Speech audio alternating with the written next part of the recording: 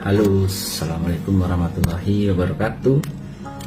Ketemu lagi dengan saya Dr. Wahidri Asmara dari Klinik Biaru Skincare di Ruang Sehat dan Cantik bersama Dr. Wahidri Asmara.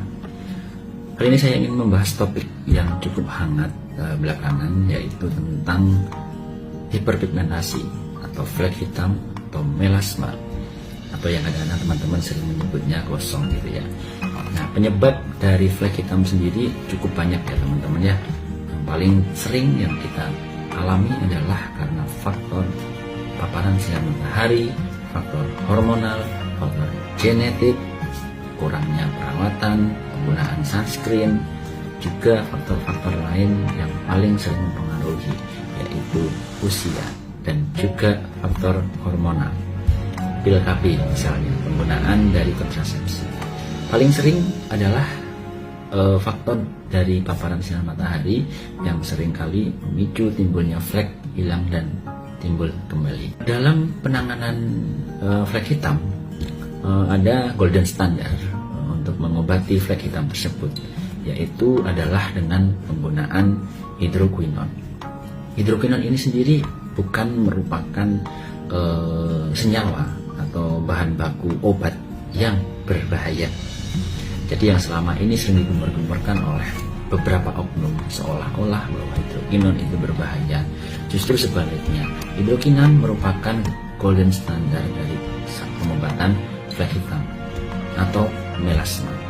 Namun, nah ini ada garis bawah ya, penggunaan hidroquinon ini benar-benar harus diperhatikan di bawah pengawasan dan juga persiapan oleh dokter.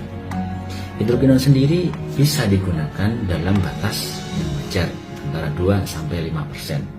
Nah, dan penggunaannya juga tidak dalam jangka panjang, dalam artian biasanya setelah 3 bulan akan dilakukan evaluasi.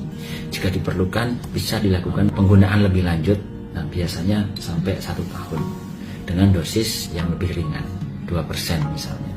Nah, itu kami ambil informasi ini bukan tanpa dasar, tapi salah satunya adalah berdasarkan dari jurnal yang teman-teman bisa baca, Indian Journal of Dermatology. Dan secara mudahnya penggunaan hidroquinon, steroid, dan tretinoin dalam pengobatan sehari-hari oleh dokter itu umum sebenarnya digunakan. Namun yang terjadi adalah seolah-olah produk-produk tersebut berbahaya dan tidak boleh digunakan.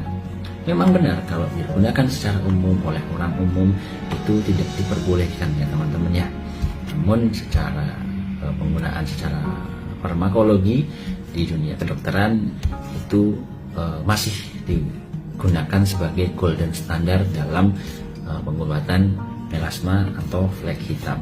Teman-teman juga perlu ketahui bahwasannya produk-produk yang mengandung hidroquinon, mengandung steroid, mengandung tretinoin itu bisa didapatkan di apotek. Ada di apotek dan itu berdasarkan resep dokter. Jika bahan-bahan tersebut atau obat-obat tersebut berbahaya, tentu saja sudah tidak diperbolehkan berada di apotek, teman-teman ya. Nah, ini jadi yang perlu teman-teman garis bawahi, bahwa teman-teman juga harus ketahui bahwasannya hidroquinon bahkan sampai 5% itu beredar di apotek dan bisa didapatkan, namun di bawah pengawasan dan resep dokter. Kenyataannya tapi sekarang kalau teman-teman ke apotek bisa mendapatkannya secara bebas. Nah, itu yang sebenarnya tidak diperkenankan teman-teman ya.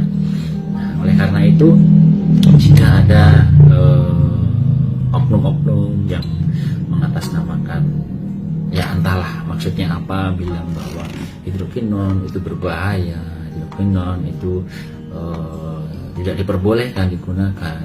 Kadang-kadang ada yang salah kaprah, hidroquinon dikira merkuri. Itu harus diluruskan bahwasanya hidroquinon ini masih dipergunakan dalam standar pengobatan flek hitam. Di Biaru Skincare sendiri kami menggunakan hidroquinon dalam batas wajar, dalam artian untuk kasus-kasus tertentu. Jadi selama ini jika orang datang ke Biaru Skincare rata-rata itu sudah memiliki keluhan yang biasanya dengan kondisi wajah bermasalah. Jarang sekali orang datang ke DRW Skincare tanpa masalah. Jarang sekali orang datang ke beauty consultant DRW Skincare tanpa masalah. Rata-rata yang datang pasti biasanya memiliki masalah, baik itu flek hitam, baik itu jerawat dan bekas jerawat yang juga menimbulkan flek hitam semacam itu. Jadi mohon maaf ketika ada pasien yang barangkali sebulan, 2 bulan, 3 bulan belum sembuh, belum membaik, lantas bicara komplain begini begitu, ya kami mohon maaf, memang mengobati flek hitam bukan perkara mudah, tapi membutuhkan proses, membutuhkan waktu, dan membutuhkan kesabaran serta ketelatenan. Kadang-kadang juga karena exposure paparan sinar matahari yang tinggi, flek hitam selama pengobatan sama perawatan juga bisa muncul lagi. Nah, yang sangat disayangkan hal-hal semacam itu membuat orang menjadi down, menjadi drop, dan akhirnya bahasa Jawanya muntung gitu ya. Dan bahkan sampai posting di media sosial, katanya pakai DRW begini begitu. Ya, kami tidak akan menyalahkan, kami juga tidak akan istilahnya marah. Itu adalah hak masing-masing konsumen dan pasien, dan saya pribadi menyampaikan bahwasannya flek hitam memang tidak permanen dan bisa muncul kembali ya teman-teman. Nah, kadang-kadang pergantian krim dari dokter itu juga bisa menimbulkan flek hitam. Namun sekali lagi, kenapa kami melakukan penggantian? Karena memang dalam penggunaan hidrokinon pada kasus flek hitam misalnya, itu tidak boleh dipergunakan dalam jangka panjang. Nah, ketika sudah dalam jangka waktu tertentu, kami harus mengevaluasi lagi, kami harus memberikan solusi selanjutnya supaya dalam perawatannya tetap bisa menghasilkan wajah yang baik dan sehat tentunya dalam jangka panjang. Nah, salah satunya kenapa sering ada pergantian krim itu karena memang diperuntukkan supaya kulit tetap bisa diatasi flek hitamnya dengan baik tanpa menimbulkan efek yang buruk untuk di masa mendatang. Mengenai timbulnya efek dalam penggunaan, misalnya ada rasa yang tidak nyaman, mungkin jadi gelap kembali, jadi purging, ya itu harus teman-teman pahami semua bahwa memang bisa terjadi, dan itu semua insya Allah akan bisa diatasi dengan baik ketika teman-teman tetap sabar dan telaten dalam menjalani perawatan. Dan teman-teman juga harus ketahui bahwa di DRW Skincare tidak semua kasus menggunakan sediaan hidrokinon, retinoin atau kortikosteroid ya teman-teman ya. Jadi hanya kasus-kasus tertentu, hanya kasus-kasus flek hitam yang berat. Nah, dan bahkan kasus-kasus yang flek atau melasma yang ringan kami tidak mempergunakan hidrokinon. Kasus-kasus jerawat kami tidak mempergunakan hidrokinon, hanya kasus-kasus tertentu. Nah, misalnya kasus-kasus flek hitam yang berat, yang sudah ditangani dengan segala macam produk belum membaik misalnya, bisa digunakan atau diresepkan hidrokinon.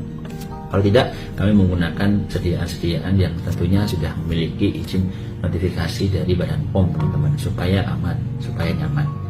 Nah, pun kalau diperlukan penggunaan hidrokinon dapat dilakukan, tentunya dengan pengawasan dokter. Begitu ya teman-teman ya.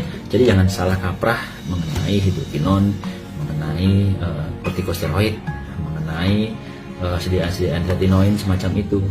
Bahwasanya secara keilmuan di dunia kedokteran, sediaan-sediaan tersebut bisa dipergunakan. Ingat, hidrokinon berbeda dengan merkuri. Oleh karenanya teman-teman harus bisa membedakan antara hidrokinon dan merkuri. Oke teman-teman, itu yang bisa saya sampaikan. Kurang lebihnya mohon maaf. Assalamualaikum warahmatullahi wabarakatuh.